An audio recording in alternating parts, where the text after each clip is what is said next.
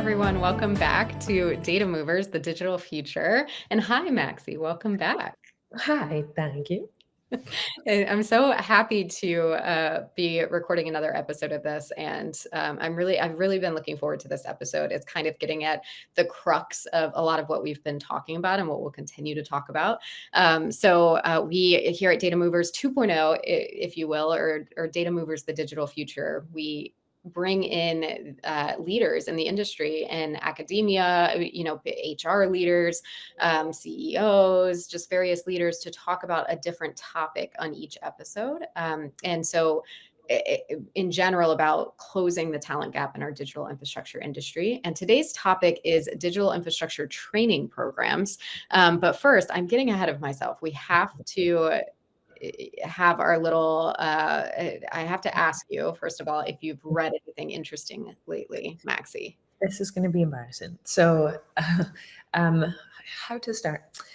This week has been sort of a near-death experience for me, and at points I have welcomed it, just in terms of like business and inefficiencies that I created myself. So I think this is the first week this year that I've not started or finished a book. I like to get through one a week. I like to show off. And I haven't. And I've read one article. And that one article does sort of lend itself to what we're talking about today. I think essentially it was about how venture capitalists are leveraging podcasts to attract startup founders to their funds and gain this competitive advantage in deal sourcing. So for VCs, deal flow is basically density.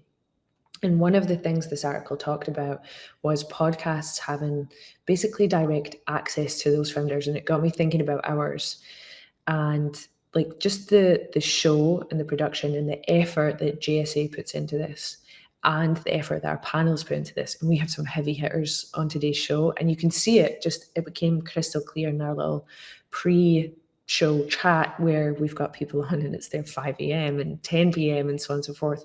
So people are invested in this.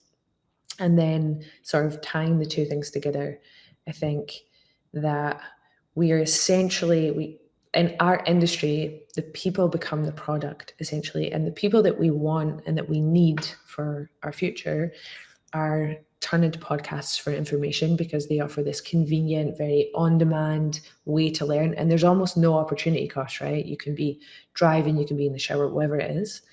And so it got me a little bit more excited almost for this. I kind of started to think about like the potential here that we have. So that was it. And then I stopped thinking and I had a little cry. I went into fetal and then I came on. That was what happened this week. Now, so that people aren't depressed as they listen to this. Did you finish Lost? And what have you heard that's interesting this week or read or watched? Yeah, I did. I finished Lost. So that was, I think I went into a little bit of a fetal, as you said, as well. It was a haul. I think I watched the entire series. And thank you to everyone who's been listening for going on this journey with me. I think I watched the entire series in the past 2 months, which was number one, way too fast to try to cram in. It was 120 episodes total. An hour each? And yeah, just about. I think just about. They were made for TV hours, so more like 45 minutes when you watch them straight through without commercial. But then the last episode was a doozy because it was 2 full hours. So I would not recommend consuming it in that way. But I do have thoughts, and I hope that anybody listening to this and has watched Lost will genuinely please do reach out to me on LinkedIn, which is not the original purpose of that platform, but I want to talk to you about Lost on LinkedIn. But one thing, just while we're talking about shows, to lighten it up, it has absolutely nothing to do with this episode, but I was thinking it's just a weird coincidence. I was thinking about my favorite shows of 2024 while everybody's talking 2025 predictions, and all of them were in season 3. All the top 3 were in season 3 this year, which is just weird. So it was The Bear, Industry on HBO, and then Somebody Somewhere, which is also HBO. Actually, are all 3 of those HBO? Maybe we are supported by. But yeah, so anyway, random, but it has been a very good HBO show year. Nothing will ever beat Game of Thrones or Sopranos, which I recently watched. I watched The Sopranos when we were deep in the pandemic for the first Yes. time, and yeah, amazing. So good. Very cool. My favorite detail is the tracksuits, like The just the full. We got to bring that back. Like, absolutely love it. Okay, so let's jump in. As I was saying before, we've brought together it's really like a powerhouse episode. I'm excited for this. We'll jump right in and start introducing some folks here. And we're going to be talking about a few of the top training programs that are on the market right now and what's still needed when it comes to preparing more workers for our industry. So I think you've got a few stats for us, Maxie.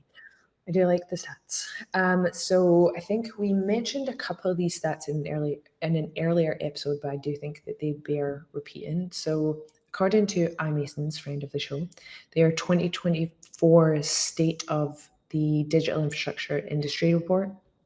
The industry is expected to double and maybe even like triple in size over the next decade. But like in contrast, the Uptime Institute found that staffing shortages are one of the top 3 challenges for data center leaders in 2024. I think it's like 71% of the 1,600 plus respondents in a recent sort of survey cited it as a major issue, which of course it is. And then in November, Skillsoft released a survey of more than 5,000 like global IT decision makers. And basically, it revealed that the most difficult areas to hire for are cybersecurity, which is part of my background, and I can attest to that, cloud computing, and AI and ML, which I don't think it should be too much of a shock given it's kind of nascent. But upskilling and reskilling continues to be the top approach for addressing the skills gap. And it's 72% of respondents planning to tackle this challenge just basically through training existing talent, which is an interesting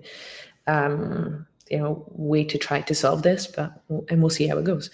And then I think sort of 2 more should cover it. Basically, new training programs and certifications are rolling out regularly. Not everybody can find out about them, but they are rolling out. And in December alone, CompuTIA unveiled the starter courses in networking and security, and like the Cloud Native Computing Foundation, is it CNCF, and the Linux Foundation launched the OTCA certification. And then in October, Certiport debuted a new like Gen AI certification, which I think I'm going to have a little look at because I'm very interested in how that sort of looks. And then I guess speaking of, demand for Gen AI skills has skyrocketed by about, nearly 2,000% since 2022. And we'll see what that means, and we'll see where all of that lands in the future, but it's a very interesting step. Yeah, really interesting. And Network World just recently put out a kind of 2025 prediction story about the top network and data center skills that'll be in high demand: cloud platforms and services, AI and automation, network security, proactive and holistic infrastructure management, network design, architecture and hardware, and platform engineering. So with that said, we're going to bring on 4 gentlemen who have various training programs within the industry. So we'll start first with Sean Bergin with PTC Beyond Academy Masterclass, and also co-founder and president of APTelecom. So quite a busy guy. So Sean, as way of introduction, would you mind just telling us how you got into the digital infrastructure industry yourself?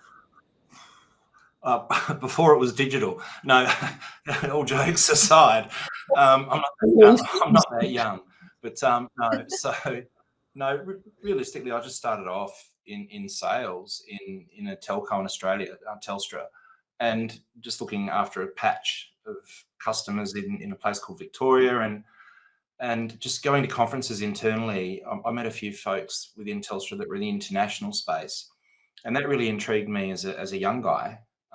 These guys that were working at Telstra, getting to fly around the world, go to all these wonderful locations and do all these wonderful things with significantly larger investment decisions to be made. And I thought, I want to be involved in that. So it all kind of started from there. So I've literally been doing the subsea side of things since 1998 was my first cable. So a little while now. Yeah. Wow. A good year.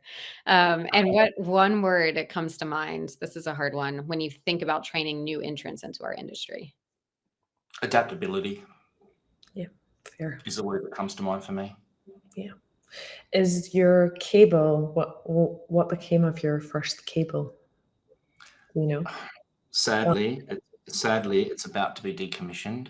So in my working career, my first cable was about to get turned off 25, 26 years into the process. So That speaks to some longevity. So I think we take that as a positive. yeah, sure. Because yeah, we can both go into field there. Great. Well, I've outlived it. So that's a win. Perfect. That's what we want. I digress. But next up, Darren, I will be nicer to you. I will not make you think of sad things, but we have Darren McGrath. He's Global Managing Director of DCD Academy. I have such a soft spot for DCD. So Darren, what was it that brought you to the digital infrastructure industry? Hi, thanks for having me today. It's really great. I think it's a person, George Rocket, who's probably fairly familiar to a lot of people. My career, I've been 25 years in learning and development, both on internal and external, so buying learning and also providing learning. I got introduced to George 2.5 years ago, maybe 3 years ago, and he said, "Hey, I've got a business. It's doing fantastically. Come in and run what was DC Pro at the time. We rebranded to DCD Academy." So yeah, I mean, short and sweet, but I think George kind of taught me through the industry. I knew nothing about the industry. I'm still learning every day at the various events and things that we do. So yeah, I think George Rocket and just the opportunity to come into such a fast-paced, moving industry. Yeah. So yeah, that's my kind of journey, Nancy. That's great. George is a solid human. He really is. And yeah, it makes sense that... We'll edit that part out, right? We'll edit that part yeah. No, I'll abuse him later. I'll text him abuse, but balance it out. Okay, so similar to the previous question, or actually just the same as the previous question, what then is sort of one word that comes to mind when you think about just training new entrants into our industry? I'm going to say personalization. Okay, interesting. Yeah, I hope we get to that because I think it's an interesting point. Love that. Okay, next up, Brian Moon, a friend of JSA TV in general. I would say we've featured you several times, so you will be you will be well known, I think, by our audience. But CEO of PTC. So Brian, I would be really interested to know this. What brought you into the digital infrastructure industry? Well, before I say it, Candace, I'm hoping for my own channel at some point on JSA TV. Maybe we can just do a weekly wrap with Brian, although the audience might get tired of that pretty quickly as well. But good to see you both, and thanks for having me as well. It's great to see my fellow speakers on here, friends of PTC. To answer the question, I spent quite a number of years, I would say, more so on the end user side. I was with another tech association for many years. But it was more focused on the end user side, right? It was the hardware. It was smartphones, devices, media, content. And I, at that point, didn't understand how things worked, right? We just knew it worked. And when you talk to family and friends now and you ask them what the internet is and what is that, they usually point to that box in the corner of their kitchen or living room and says, "That's the internet. It's my router, or it's the modem over there." So to summarize, I would say I got specifically into the digital infrastructure industry when I joined PTC. I would say a couple of years ago. I was very fortunate to meet Sean, who's on this call, and other members of the board in terms of joining the organization. And that's really when I would say my journey into the digital infrastructure industry really started. Again, before that, it was all really more forward-facing technology focused on the hardware side. But now it's really starting to understand how things work, how things are connected. And if our industry doesn't do what it does, things like this don't work, right? Telecom, video conferencing doesn't work. For my kids, gaming doesn't work. Roblox doesn't work, right? And so that's been really fun and really interesting to be part of this side on really the pipes and what connects everything and what makes everything work. Absolutely. Couldn't agree more. It's such an applicable industry to everybody's lives. That's kind of, an unsung hero in the background. So it's fun. It's good, holiday fodder, I think. And by the way, Brian, be careful what you wish for, because you'll very soon be off. You'll see an email in your inbox shortly. No, it's binding. He asked for it. That's it. We have it on video. Okay, Brian, what is one word that comes to mind when you think about training new entrants into our industry? Trainability. And what I mean by that is someone who is willing to learn, right? Understand that they don't know everything at that point in their life. It's that they are open to meeting people, networking, but also really understanding and learning what the industry is about, regardless of the topic. But trainability is really just that willingness and that attitude to want to learn more and want to continue to succeed. Yeah, I would agree with that. I think it's important to know more than just your niche, which I'm sometimes guilty of. So yeah, I think you're right. No matter the point in your career, if you're new in, you can learn a lot about the sort of intersecting parts. And if you're, long in the tooth, probably also could learn about the other parts. So yeah, interesting. All right. Well then, last but not least, to introduce is Dr. Ben Zoghi. He's Associate Dean and Professor at Lyle School of Engineering at SMU. Ben, it's really nice to have you here. Last but not least, for sure, what brought you into the digital infrastructure industry? Well, it's an absolute pleasure, Maxie and Candace, to be with you guys. That's a very tough question, because if I really give you an honest answer, I'm giving my age away. And I usually don't tell people my age, I hide it. So it goes back, to really right after high school. I was very interested in engineering. I did my undergraduate degree, graduate degree in electrical engineering. And right after PhD, I joined university as a professor. My real exposure was in the mid-90s when I worked for Applied Materials. Applied Materials, they make the equipment that makes the wafer that goes into everything we consume and use on this planet. So it really starts with the machining that goes behind making the chips, that goes into the rack, that goes into the data center. And that was my first exposure. So it was between the 95 to 2000. And in the 2000, I worked with the networking industry since I was in College Station, Texas. And most of the networking industry was in Dallas, Texas. So it gave me an opportunity to really look at silicon all the way to the chip, to the product, to the end user. And going back and forth, then I had a couple of startup company, and I didn't hit the jackpot, so I stayed back in the university. So that has been the story of my life for the past almost 40 years. Time flies. I just gave my age away. No, not how. 30, 35. Let me ask you this. Did you read, based on the sort of journey of silicon, right, from sand and silica all the way through to using it in our computers, did you read Chip Wars? Did you happen to read that book?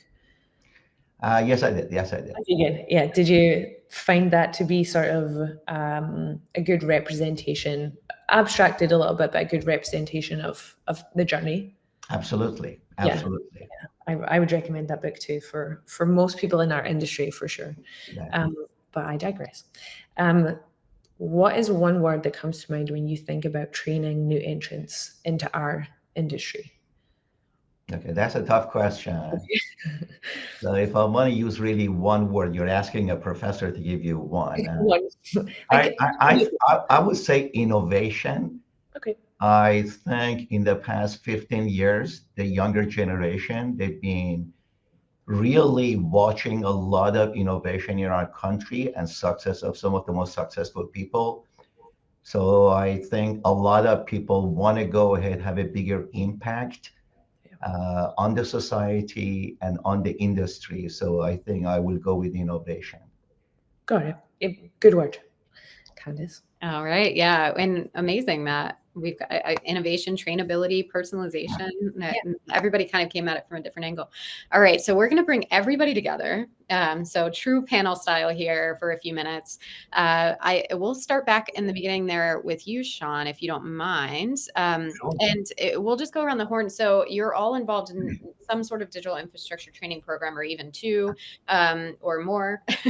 So could you give just a really brief, like, elevator pitch overview of the program that you're involved with and the types of folks that you're looking for there? Sure. So the PTC Academy is part of the broader PTC, which is the council. A lot of people think of it as a conference in January in Honolulu. It's a council that happens to have a conference in Honolulu in January, but it is a council with a whole bunch of members from the industry. Everybody from the OTCs through the CDN, the content delivery guys, through to the telcos, the data center players, private equity, lawyers, regulators, take your pick. So it's a very broad base of council members. And all of those people converge on Honolulu in January. Unfortunate location, obviously. It's a pretty sad place to be and on a beautiful island in January. But we all suffer through it. And part of the program is something we call the PTC Academy, which we've started in, I want to say 2017. So January will be our 9th academy that we've conducted on an annual basis. The target market, or the target market in the context of students that we seek for that event, or that tend to come to that event, are people that their companies have already invested in because they've chosen to bring them to a venue like Hawaii as part of their team going to a global conference. So obviously their employer thinks relatively highly of them already and have invested in them by simply sending them there. So they tend to be people that are new to the industry, or new to the company in which they're working, or new or existing people within the industry that are taking that step into the international sector rather than maybe a domestic market that they've been operating in. So if you think of a local phone company in the US or in Europe or wherever, they brought somebody to the conference with the ambition of grooming them to move into that international sector. So that tends to be the market that we're chasing in terms of participants. On the flip side, the instructors, it's a bit of a unique concept because it's a defined curriculum that's accredited. So it's an accredited curriculum, and the instructors themselves are accredited. But the content is produced by the facilitators, and we tend to have about 10 modules. And modules will range anything from, your career, your ladder. So we might get somebody in who's a CEO of a data center group and tell people about how they should contemplate managing their image on social media, how they should manage their image on LinkedIn, how they should manage their image in their firm, how they should manage their image at conferences. We have sessions on CSR. We have sessions on DEI. We have sessions on AI. There's a whole variety of sessions that we have, and they're facilitated by industry figures. So we're not talking about some people that aren't involved in the industry. We're talking about CEOs of some very major phone companies and very major data center companies coming in and sharing their insights effectively almost one-on-one, because we generally only attract around 20 to 25 students to one session. So if you can imagine somebody who's new to the industry getting to spend, a good hour and a half virtually one-on-one with the CEO of a top 20, top 40 phone company from somewhere around the world is a very valuable experience. And also to share that experience with their peers that are in the room with them, or the cohort that's with them. So that's sort of a snapshot of how we do it. That's amazing. Yeah. And maybe I'll just pop to Brian, since you're also on the PTC front. Is there anything else that you would like to highlight from a training perspective at PTC? Yeah, first and foremost, it's extremely important. As a council, we sometimes are limited with things like resources, but what I give a lot of credit and kudos to board members like Sean is that they did see that and they forecasted that gap, right, of education and who the next generation of these leaders are going to be in the industry 9 years ago, and said we need to do something about this because it's going to happen, and not only in the digital infrastructure industry, but this is happening all across, right? Many different industries, like Maxi pointed out in the very beginning, of staffing shortages. And so it was very smart of PTC and Sean to look at this and forecast that this was going to happen. And what are we going to do about it? And as a council, we also have an advantage as a council where we can put together programs like this pretty quickly, right? And understand and really get to the meat of what are the critical issues, what are the topics that are going to be coming up in the industry 5-10 years from now. And let's start talking about them now and addressing them now. We've got this great platform in January where we can bring people together. We have virtual platforms where we can run programs throughout the year. So we have an advantage that way, the way we're positioned. And I think it's extremely important. And as we'll get into our conversation a little bit. Yeah, it's such an incredible opportunity. So anybody listening, look into that for sure. All right. And then over to Darren with DCD Academy. Could you give us the elevator pitch there? Yeah, sure.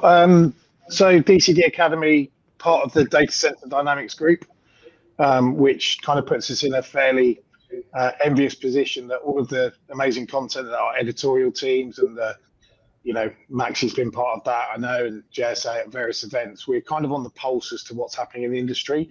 So the role of the Academy is to kind of look at those emerging trends, look at the curriculum that we need to build. We're working across the whole spectrum of players within the industry, from co-location companies, hyperscalers, vendors, architects, engineering firms, contractors. So it's a fascinating business, and kind of the way that we try to position what we're doing is we'll react to industry trends. So we've recently launched Gen AI. Max, I'd love you to have a look at that based on your earlier comment. Alternative power, digital learning, but we're focusing on anybody who's planning, designing, building, operating. And also what we're also seeing a significant trend this year is around how we're helping sales teams and sales enablement, which is a kind of a bit of a new path for us. So we're looking at it from a non-technical perspective of people coming into industry. We're working closely with education providers, iMasons, all these different organizations trying to attract talent into industry, where we're giving them the fundamentals, a kind of data center 101. But then we're looking at like the operations side of the business. We're looking at the design, energy, sustainability, power and cooling.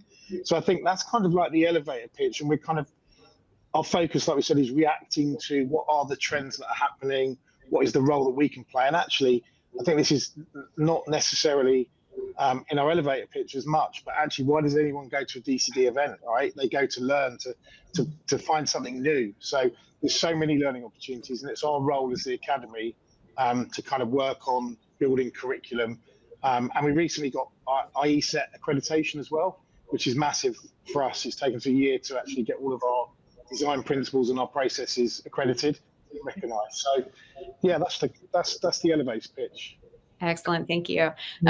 And Dr. Zoghi, last but not least, could you give us your elevator pitch? So Southern Methodist University, SMU, is positioned actually to perfectly provide the complete suite of services to the industry. It is in the heart of Dallas-Fort Worth. We have the largest data center in the nation, probably in the next few months after Virginia. And the Lyle School of Engineering historically has been the pioneer in telecommunication back in the 90s. We've been having one of the best network engineering program in the country, and it is actually targeting professionals in industry. SMU is the only school on this planet, to the best of my knowledge, I know that's my Texas ego thing saying it, that we have a data center system engineering master's degree. And the owners of all the data centers serves on the board of director of that program. In addition to that, we have a program with a focus on artificial intelligence and machine learning. We have a master's degree focused on sustainability. And we also have a degree which is focusing on data analytics, data intelligence. So from an education perspective, SMU is positioned perfectly to actually offer the industry the best-in-class degrees. In addition, we're offering professional courses on a 3-day, 5-day program for retooling, rescaling, upscaling. This is on the education side of it. Now, these data centers are facing challenges like power, like cooling. So our research team is also looking into some of those. We are working with Los Alamos National Lab. I have a fellowship with them as a faculty that nuclear is the future of data centers. So the power, the grid in Texas is not capable of providing the level of energy needed to actually run all these data centers. So there is a big effort by the state of Texas through the governor and some of the major university to really come up with a modular, portable nuclear reactors that can actually support the level of energy needed for the data center. So I joined actually SMU after 37 years of being with Texas A&M University. We are positioned to really provide a holistic, solution to the whole industry. Yeah, it's really interesting. It's sort of academia intersecting with, I guess, training for this practical outcome, like real world practical outcome. It's really interesting. Thank you. So I am also very sensitive to the time here, and I apologize. I think we had too many heavy hitters on, and this should have been an hour.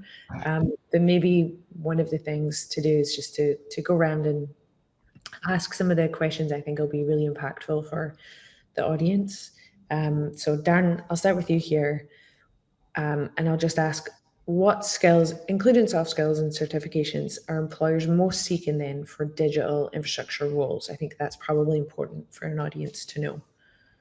I think it's interesting. I think the certifications, depending at what stage you come into the industry, right? Because the thing that we're seeing a lot of is the transferable skills from, say, mechanical, electrical, coming into the operations environment. What do they need to know? Can we teach them much on mechanical, electrical? Maybe not, right? But how can we then translate that into what it means within our industry? So I think that's one of the key things that we're finding. So I'm sure there's lots of different degrees and certifications and things like that. So for us, that's something that we're seeing a huge trend coming in. I think also, I suppose the other kind of side of this is the certifications that we offer, obviously from data center technician, practitioner, sustainability, all of those different things. I think they're important things to have. But again, we're real advocates of, it's not one size fits all here. And this is kind of why we talked about the word personalization at the beginning, right? What we need to do is we need to think about, what do people already know? How can we assess that? How can we test that? How can we diagnose that? And then bringing in programs that are actually relevant. So I think I'm based in the UK, but the role's global. But the kind of education system here, we just kind of test people on certain things. And I think for us now, what we're seeing a real shift towards in terms of certifications, and there's lots of different certifications, there's too many to mention. But it's actually pinpointing what are the things that people actually need to know. What do they know already? So for us, there's a big shift and a big focus. And this is why I use the word personalization around. Actually, let's diagnose what people already know. Let's not teach them things that they already know, and let's really use that time in a valuable way to focus on the things that are really going to be impactful for them coming into the industry. So I think it's a hard question to answer, because there's people, new entrants, they need to understand the fundamentals. What is a co-location company? What is a vendor? And then on the other scale, you've got people moving into industry from adjacent industries or completely different industries. But you're optimizing the training for efficiency, essentially. Absolutely. Okay, interesting. Anyone else? I think we can kind of wrap up with that question, but does anybody else want to add to that answer? Sure. I think just from my perspective, if we take academia off the table for a moment and we look at the soft skills, as Maxi referred to them, this digital infrastructure ain't cheap. A lot of these projects, I mean, if you look at the recent announcement from Meta, a new subsea cable, $10 billion with a B. If you look at a lot of these projects, they've all got a B on the end of them. They're billion-dollar projects. these need to be commercialized, monetized, and obviously generate a return. It's not an altruistic industry we're in.